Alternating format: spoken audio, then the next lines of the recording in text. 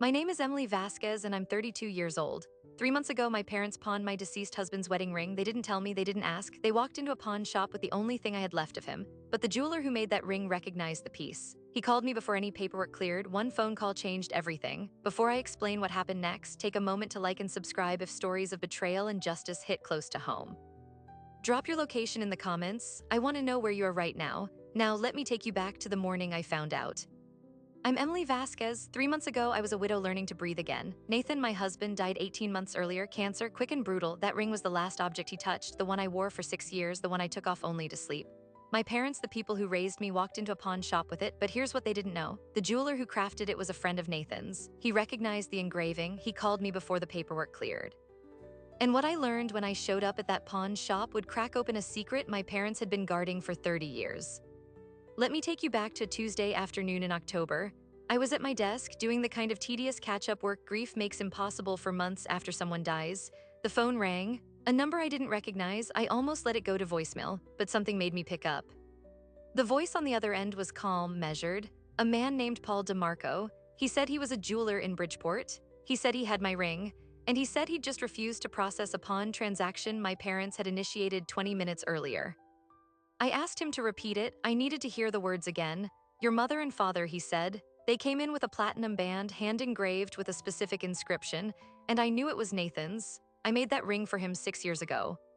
6 years, I remembered the day Nathan came home with the sketch. He'd found Paul through a mutual friend, a custom jeweler who only took a few clients a year. The ring was simple on the outside, but inside, in Nathan's handwriting, Paul had etched a line from our first dance. If I ever loved you, it was a line from an old folk song we heard at a dive bar in New Haven. He proposed 3 weeks later.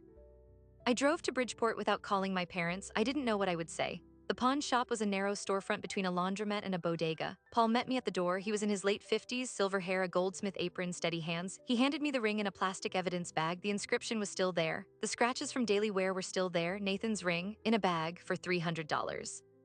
$300? That's what my parents accepted for a piece of custom platinum with hand engraving worth $14,000.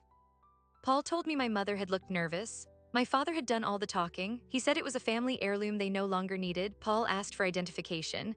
He logged the item into the statewide pawn database, which automatically flags stolen property, but the system only alerts for items reported stolen. I hadn't reported it stolen because I didn't know it was missing. I keep the ring in a lacquer box on my nightstand. I had no reason to check it every day. The last time I saw it was the morning of Nathan's one-year memorial, September 15th, when I held it for a few minutes before putting it back. That was 5 weeks before the phone call. Let me tell you about Nathan. We met in grad school at Yale. He was getting his PhD in chemical engineering. I was in public health. We were both the kind of people who fall in love slowly, carefully, then all at once. He proposed on the roof of his apartment building in New Haven. It was raining. He didn't care. He got down on one knee in a puddle, and I said yes before he finished the sentence. We had 4.5 years of marriage. 4 years, 7 months, and 11 days. Then a cough that wouldn't go away turned into stage 4 lung cancer. Never smoked, 28 years old. The oncologist said it was one of the most aggressive cases he'd ever seen. Nathan was gone in 11 weeks. Those 11 weeks were a crash course in everything I never wanted to learn: how to file medical leave from work, how to navigate insurance denials, how to hold someone you love while they throw up into a basin at 3 in the morning, how to tell your parents the news and watch them nod and say the right things but feel the distance growing. My parents, Richard and Diane Vasquez, had never fully warmed to Nathan. They were polite. They came to the wedding. My father gave a toast that was perfectly adequate, but there was a coolness I could never name. They disapproved, I think, that he wasn't what they considered successful yet. A grad student, a renter, no family money. We didn't care. We were building something, and then it collapsed. After Nathan died, my parents were helpful in the practical ways people offer when they don't know what else to do. My mother brought casseroles. My father handled the life insurance paperwork. I was grateful. I was also numb. I didn't notice that the lacquer box on my nightstand was slightly shifted. I didn't inventory the apartment for weeks. When Paul DeMarco called, I still didn't believe my parents had done it deliberately. I thought there must have been a misunderstanding. Maybe my mother brought the wrong box. Maybe my father thought he was doing me a favor, getting the ring appraised. I called my mother that night. I tried to keep my voice level. I said, "Mom, did you take Nathan's ring from my nightstand?" There was a pause, a long one, then she said, "We needed the money, Emily. Your father and I are in trouble." Not an apology, not an explanation, a justification. I asked what kind of trouble. She said my father had lost his job 8 months earlier. He hadn't told anyone. They were behind on the mortgage by 4 months. They had credit card debt over $40,000 and they had no way out. I sat down on my kitchen floor, the same floor Nathan and I had painted yellow the summer we moved in. Mom, I am a widow. That ring is all I have of him. I said it slowly, like she might have forgot. She said we wouldn't have done it if we had any other choice. That sentence, the one that makes your problem my fault for making you desperate, I hung up. I sat on the yellow floor for a long time. The next day, I went to my parents' house. I hadn't been there since Nathan's funeral. My father answered the door. He looked older, grayer, the kind of tired that doesn't come from one bad night but from a slow bleed of bad decisions. I told him I wanted the truth. He sat me down at the kitchen table, and over the next 2 hours, he told me a story that went back 30 years to a business partnership that went bad, a loan he'd cossigned for his brother, my Uncle Frank, and a debt that had been compounding interest ever since. He'd been hiding it from my mother until recently. They'd been selling things quietly for years: silverware, a coin collection, my grandmother's jewelry, and now Nathan's ring. That's when the pattern started to form. I asked him what else he'd taken. He said nothing from me. But my mother, standing in the doorway, said, "Richard, tell her about the life insurance check." My father's face went pale, and I realized the secret my parents had been guarding for 30 years wasn't just a bad debt. It was a series of choices, each one worse than the last, each one justified by desperation. And the ring was not the first thing they had taken. It was just the first thing I had caught. The life insurance check. My father's face went white when my mother said those words. I stared at him. "What about the life insurance?" He wouldn't look at me. My mother answered instead. "The check arrived 3 weeks after Nathan died. $50,000 made out to you. Your father signed your name and deposited it into our account." I didn't move. $50,000. I remembered waiting for that check, calling the insurance company twice. They told me it had been cashed. I thought there was a mistake. I thought I had misplaced the paperwork. I was so deep in grief I didn't question it. I just assumed I'd made an error. They let me believe I had lost $50,000. I asked my father if he was going to say anything. He finally looked up. "We needed it more than you did." He said it flat, like it was obvious. "We were going to lose the house, Emily. We would have been on the street. You forged my signature. You stole from your widowed daughter." "Don't use that word. We didn't steal. We borrowed. We were going to pay it back when things turned around." I laughed. It wasn't a happy sound. "You just tried to pawn my dead husband's wedding ring for $300. When exactly were things going to turn around?" My mother started crying. My father put his hand on the table. I saw the tremor, and I saw something else, a reckoning. For the first time, I realized that my parents had been living in a world of their own making for so long that they actually believed their own lies. The debt, the desperation, the theft, they had normalized it. Every bad choice became a necessity. Every stolen dollar became a loan. Every betrayal became survival. I left their house that night with the ring back in my pocket and a new understanding. This wasn't a one-time mistake. This was a system, and I had been part of the supply chain my entire life. Let me rewind, because what my father told me over the next hour connected dots I had never seen. My Uncle Frank's debt from 30 years ago, the one that started everything, was not a small loan. It was $120,000 my father had co-signed without my mother knowing. Frank defaulted within 2 years. My father, too proud to declare bankruptcy, had been paying interest only ever since. That interest had grown the original debt to over $210,000. He hid it from my mother for 20 years. Then when the bank started calling, he unraveled. She found out, they fought, they forgave each other, and then they started digging. My grandmother's jewelry went first. A diamond brooch, a pearl necklace, a set of gold bangles, all sold at a fraction of their value, then the silverware. Then a coin collection my grandfather had left for me. I never knew about it. They sold it when I was in college. I asked why they never told me my grandfather left me coins. My mother said it was easier this way. The pattern was always the same. Identify an asset, sell it quietly, use the money to stay afloat for another few months, never tell the person it belonged to, justify it as family survival. But Nathan's ring was different. It wasn't an heirloom they had claimed to. It wasn't a gift from them. It was property that belonged exclusively to me, purchased by my husband before he died, given to me as a symbol of our marriage. And they went into my bedroom to take it. I asked them how they got into my apartment. My mother said she had a key, the one I gave her for emergencies. She used it while I was at work. She said she planned to return the ring before I noticed. But the pawn shop visit was supposed to be quick. They needed cash that day for a mortgage payment that was already late. Paul DeMarco ruined that plan. This is where the story pivots. I had spent a year grieving Nathan. I had spent the first month after the phone call angry at my parents, but then I started asking harder questions. Questions that led me to a bank I had never used, document I had never signed, and a truth that reframed everything I thought I knew about the people who raised me. Contacted a lawyer. Her name is Susan Kim. She specializes in elder fraud and estate theft. I told her the story. She said, Emily, have you checked your credit report? I hadn't. We pulled it together in her office. There were two accounts I didn't recognize, a credit card opened in my name with a balance of $12,000, a personal loan for $15,000, both opened a year before Nathan died, both with my social security number, both with signatures that were not mine. The cards were used for cash advances. The loan was deposited into a joint account my parents held. The timing made my stomach turn. A year before Nathan got sick, long before the cancer diagnosis, long before the desperation of hospice and funeral costs, my parents had been using my identity to get money for years, and I never knew. Susan Kim asked me if I wanted to press charges. She explained that identity theft, even from family, is a felony, that forgery carries up to 10 years, that the pattern of theft from an estate can be prosecuted as larceny. She laid out the options calmly: civil lawsuit, criminal complaint, restitution order, no contact order. I said I needed time to think. I went home and sat on the yellow floor again. I thought about Nathan. I thought about the day he gave me that ring. I thought about the life insurance check that should have paid off my student loans. I thought about my grandmother's coin collection I never got to hold. And I thought about the fact that my parents, the two people who were supposed to protect me, had been systematically dismantling my future to protect their own mistakes. That night I made a list, every item I could prove they had taken. The ring, the life insurance check, the coin collection, the inherited jewelry, the credit cards, the personal loan. The total came to $111,000 over 12 years, $111,000 that belonged to me, to Nathan, to my grandparents. All spent on interest payments, credit card minimums, and the slow collapse of a house that should have been sold years ago. I called Susan the next morning. I told her I wasn't ready to press charges, but I wanted documentation. I wanted every transaction recorded. I wanted a paper trail that would hold up in court if I ever needed it. She agreed. She started the process. But what happened next made the decision for me. 2 weeks later, I got a call from the Bridgeport Police Department. Paul DeMarco had filed a report about the attempted pawn transaction. The detective assigned to the case had run my parents' names and found something else.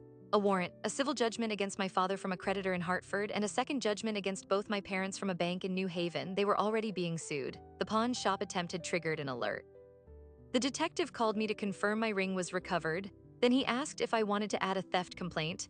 I said I was still deciding. He said, "Ma'am, I have to tell you, your parents are already under investigation for financial crimes. This isn't just about your ring anymore." That's when I understood something I had been avoiding. My parents had been doing this long before Nathan died. Long before I was born, maybe. They had a system. And the ring was just the one piece that happened to trigger the collapse of the entire structure. The detective told me the case was being referred to the state's attorney. I would be contacted as a potential victim. I sat in my car in the police station parking lot for 10 minutes. Then I called my mother. I told her the police were involved. She started crying again. Then my father got on the phone. His voice was different, harder. "Emily, you need to make this go away. You're our daughter. I am your daughter, and you stole from me for 12 years. We did what we had to do." You always say that, Dad, but you didn't have to take Nathan's ring. You could have asked me for help. You could have told me the truth. You chose not to. Every single time you chose not to. The line went quiet. Then my father said something I will never forget. "We didn't think you'd find out." And that was the truth. They didn't think I would find out because they had been getting away with it for so long, because the people they stole from were dead or silent or too trusting, because I was the daughter who always believed them, the daughter who was too deep in grief to notice, the daughter who left her door unlocked. I hung up, I drove home, and I started building the case that would end with my parents facing charges, with me standing in a courtroom, and with a question I never thought I would have to answer. How much damage do you let a family member do before you stop calling them family? 3 weeks later, I was sitting in a conference room at the state's attorney's office. A detective named Marcus Chen laid out a timeline on a whiteboard that made my chest tighten. The pawn shop visit, the life insurance check, the credit cards, the personal loan, and then he drew a line connecting to something I hadn't seen before: a bank account opened in Nathan's name 18 months before he died, with a balance of $0, and a withdrawal history that showed regular transfers into my parents' account. "You're saying they opened an account in my dead husband's name?" "Yes, the account was opened online. The IP address traced back to your parents' home. They used Nathan's social security number, which they had access to from the wedding planning paperwork you left at their house." I hadn't even thought about that. When Nathan and I got married, we gave my parents a folder with copies of our IDs, tax returns, and social security cards for the marriage license application. They kept it. They never gave it back. I assumed they had thrown it away. "They didn't just steal from you, Emily. They stole from a dead man." I asked how much. Detective Chen flipped to a spreadsheet. Over the course of 16 months, my parents had taken out 3 separate lines of credit in Nathan's name using a fake email address they set up. Cash advances, store cards, a personal loan, total $24,000, all before Nathan was diagnosed, before I ever knew something was wrong with him. They were using his identity while he was still alive, while we were still planning our future. I excused myself to the bathroom and I vomited. When I came back, Susan Kim was on speakerphone. She had just received a call from my father's attorney, a man named Andrew Hodge. My father had finally hired a lawyer, and Hodge's first move was to offer a settlement, return of all assets including the ring, plus the life insurance money, plus reimbursement for the credit card payments if I agreed not to press charges. No criminal record, no public trial, just a quiet repayment plan. Susan advised me to consider it. It's faster, less painful, and you get your money back without a trial that will drain you emotionally. She also said, but you need to know this is a pattern. If you settle, they will not stop. They will find another way, and next time you may not catch it. I told her I needed 24 hours. I drove to the cemetery. Nathan's grave is in a small plot upstate near the town where we first went hiking. It was November, cold, the leaves were gone. I sat on the bench next to his stone and I talked to him. I told him everything about the ring, about the insurance, about the accounts, about my parents, and about the letter I had found in my apartment the night before. A letter from Nathan written during his last week. He had put it in a box I wasn't supposed to open until our 10th anniversary, but I had found it while cleaning. He wrote about how much he loved me, about how he was scared I would be alone, and then a paragraph I hadn't fully understood until that moment. If your parents ever try to hurt you again, don't let them. You are worth more than their mistakes. You always have been. He knew, somehow, at some level, Nathan had seen what I had spent my whole life ignoring. He had seen the way my parents treated me, the way they took, the way they expected, and he had written me a permission slip to protect myself. I called Susan the next morning. No settlement, I want the full case. The state's attorney filed charges 2 weeks later. My father was charged with identity theft, forgery, and larceny. My mother was charged as an accessory. The arraignment was December 2nd, a cold Tuesday in New Haven Superior Court. I sat in the third row alone. My parents entered in handcuffs. My mother looked at me. She mouthed, "How could you?" I didn't move. The judge set bail. They were released that afternoon. My father's attorney immediately started a media campaign. He sent letters to the local paper framing my parents as victims of a harsh legal system targeting elderly people struggling with debt. He said I was an ungrateful daughter who had abandoned her parents in their time of need. A local news station picked it up. The headline read, "Family dispute or elder abuse? Widow sends parents to court over sentimental ring." I got calls from people I hadn't spoken to in years. Distant cousins, high school friends, my mother's hairdresser. Some told me I was doing the right thing, others told me I was destroying the family. One said, "They're your parents, you only get one set, is a ring worth prison." I almost broke, I almost settled. Then Paul DeMarco called me. He said, "Emily, I have something for you. I found the original sketch Nathan brought in, and I found something else on the back of the sketch that you need to see." I drove to Bridgeport the next day. Paul handed me a yellowed piece of paper, a pencil sketch of the ring with notes in Nathan's handwriting. On the back in tiny letters he had written, "For Emily, if I ever leave you, you can sell this, but only if you need it to live. Otherwise, keep it forever. I'll find you in every sparkle." I took the sketch home, I framed it, and I realized that Nathan had given me permission to let go of the material thing, but he had also given me a mission to protect what it represented, my worth, my boundaries, my right to say no. The trial was set for March. In the meantime, I had to face the hardest part, telling the rest of my family. My mother's sister, Aunt Patricia, called me 2 days before Christmas. She said she had heard the news. She said she needed to tell me something. "Your parents tried to steal from me 2 years ago. They forged your grandfather's signature on a deed to the cottage. I stopped it then. I never told anyone because I wanted to protect the family, but I should have spoken up. I'm sorry." That was the cascading moment. One call led to another. My cousin in Florida, my father's former business partner, a neighbor who had cosigned a loan with my father decades ago. Each story was a variation on the same theme. My parents had been hurting people for a long time. They had just been careful enough to never get caught in public, until the ring. The week before the trial, I did something that changed everything. I went to my parents' house with 2 boxes. I packed up everything that could be sold. I donated it to a charity. Then I sat them down and I said, "If you tell the court the truth, all of it, I will ask the judge for leniency. I will not push for maximum sentencing, but if you lie, if you try to paint yourselves as victims, I will testify about every single transaction." My mother started to argue. My father put a hand on her arm. He looked at me. "You have your father's stubbornness." "No, I have Nathan's courage. There's a difference." The trial lasted 4 days. The jury deliberated for 6 hours. They found my father guilty on all counts. My mother pleaded no contest to the accessory charge just before closing arguments. The judge sentenced my father to 18 months in prison, 5 years probation, and full restitution.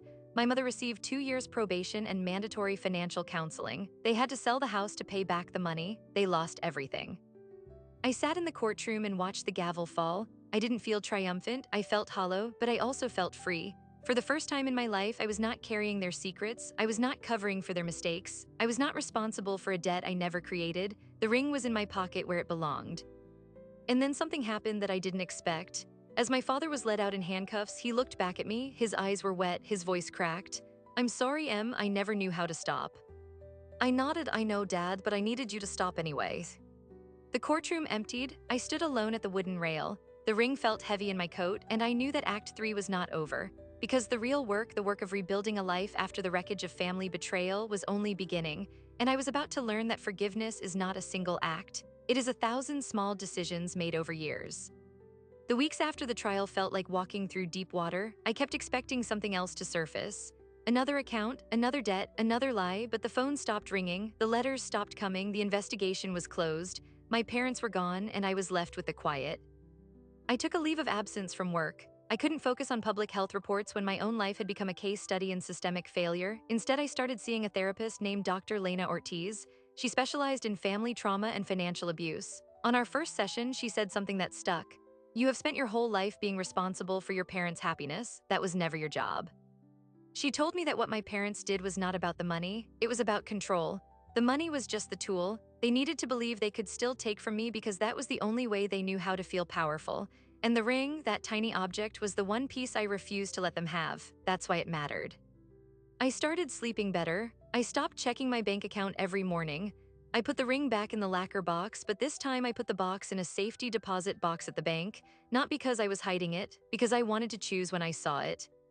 3 months after the sentencing, I got a letter from prison. My father handwritten. It took me 2 days to open it. His handwriting was shaky, smaller than I remembered. He said he was sorry, not the performative sorry from the courtroom, but something quieter. He said he had started attending a financial responsibility class. He said he was learning about the damage he had caused. And he said he understood if I never wanted to see him again.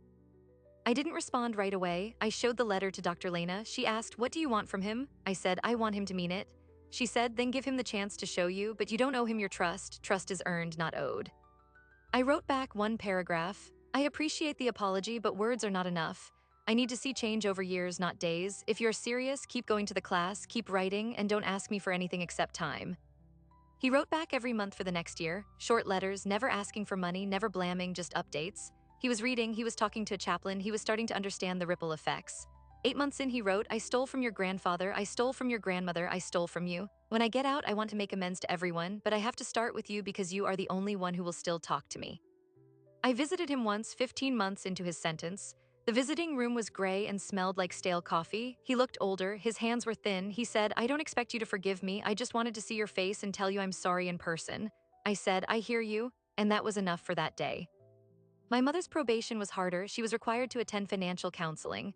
She attended, but she spent the first 6 sessions arguing with the counselor. She insisted she had only followed my father's lead. She was a victim too. I didn't argue with her, I just stopped returning her calls. Sometimes silence is the clearest answer. After a year, she sent me a card, no guilt, no explanation, just a drawing of a flower and the words, "I'm trying." I kept the card, I didn't call.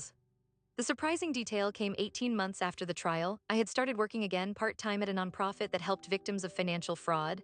I was giving a talk at a community center when an older woman approached me afterward. She said, "You're Emily Vasquez, aren't you?" I said, "Yes." She said, "I was your mother's financial counselor, the one she argued with. I need to tell you something." She told me that my mother had returned to counseling voluntarily 6 months after the court-ordered sessions ended. She had been attending every week. She had written a letter of apology to every family member she had harmed. She had started a small savings account in my name with what she could scrimp from her part-time job. She had never told me. She was trying truly in her own flawed way. I drove to my mother's apartment that evening. She lived in a small one-bedroom now. She opened the door and looked startled. I said, "I heard about the counseling. I heard about the savings account." She started crying. "I didn't want you to think I was doing it for credit." I said, "I know, that's why I came." That was the beginning of a slow, careful rebuilding. Not a return to what we had before because that was broken beyond repair, but something new, something built on clearer foundations. We had coffee once a month, we talked about the weather, we didn't talk about the past unless I brought it up. She never asked for money, she never borrowed anything. On the second anniversary of Nathan's death, I took the ring out of the safety deposit box. I held it in my palm. The platinum was warm, the inscription was still sharp, "If I ever loved you." I put it back in the box. But this time I also put in a copy of Nathan's letter, the one he wrote before he died. I closed the box, I locked it, and I walked out of the bank with the key on a chain around my neck. The ring was no longer a weight, it was a reminder. not of what I lost, but of what I chose to protect myself, my boundaries, my right to say no even to the people who gave me life. My father was released 6 months early for good behavior. He moved into a halfway house. He got a job at a warehouse. He sent me a check every month, small, $50, with a note that said, restitution, 2% of what I owe, I will not stop. I never cashed the checks. I kept them in a shoebox. One day maybe I will frame them, not as trophies, but as evidence that people can change if they are given the chance and held accountable at the same time. The last piece of this story is something I never expected. On the third anniversary of the trial, Nathan's brother Mark called me. He had been distant since the death, dealing with his own grief. He said, Emily, I found something in my mother's attic, Nathan's old box of things from college. There's a letter in it addressed to you. He mailed it, it was sealed. The postmark was from 6 years ago, right before Nathan proposed. I opened it. Inside was a folded piece of notebook paper with a drawing of a ring and a note. Emily, if you're reading this, it means I'm gone. I always had a feeling I wouldn't be here long, so I'm writing this to tell you one thing. You are not defined by the family you were born into. You are defined by the family you choose, and I choose you always. I sat on my yellow kitchen floor and cried for the first time in a year, not from grief, from gratitude, because Nathan had seen me clearly. He had known who I was, and he had given me the words I needed to hear, waiting in a box until I was ready to find them. I am still wearing the key around my neck. The ring stays in the bank. My father still sends checks I don't cash. My mother and I have coffee the first Saturday of every month. It is not perfect. It is not healed. It is living. This is what Act 3 looks like. Not a neat bow, not a Hollywood ending. Just a woman, a key, a shoebox of uncashed checks, and the quiet certainty that she is no longer carrying a debt she never signed for. And with that, the story of the ring ends. But the story of what happens when you stop letting love be confused with permission, that story is just beginning. If this story made you think about your own boundaries, about the people you have let take from you because they called it love, I want you to know something. You do not owe anyone access to your life just because they share your blood. Family is not a debt you must repay with silence. It is a relationship you get to define every single day by the way they treat you. I get asked sometimes, do I regret pressing charges? Do I regret sending my father to prison? And my answer is always the same. I do not regret telling the truth. I do not regret protecting myself. I regret that it had to happen. But I do not regret choosing my own survival over someone else's comfort. The lingering question I carry now is not about my parents. It is about all of us. How many people are quietly being drained by someone they love? How many of us are afraid to say stop because we have been taught that family means never saying no? That is the question I want to leave with you, not so you can answer it right now, but so you can sit with it. My father writes me letters, my mother and I share coffee. The ring is in a safety deposit box with a letter from a man who saw me clearly. I am not healed. I am learning. Every day I am learning that boundaries are not walls. They are doors that I decide who opens. If this story resonated with you, if you have ever had to choose between your own well-being and someone you love, drop a line in the comments. Tell me what you chose. Tell me what you are still choosing. And if you want to hear more stories about people who found the courage to protect what matters most, hit that subscribe button. Because the truth does not expire, and neither does your right to protect the life you're building. My name is Emily Vasquez. I am 34 years old. I still have the key to the safety deposit box around my neck. And I am finally, slowly learning that the love worth keeping is the love that respects your no as much as your yes. Thank you for listening. I will see you next time.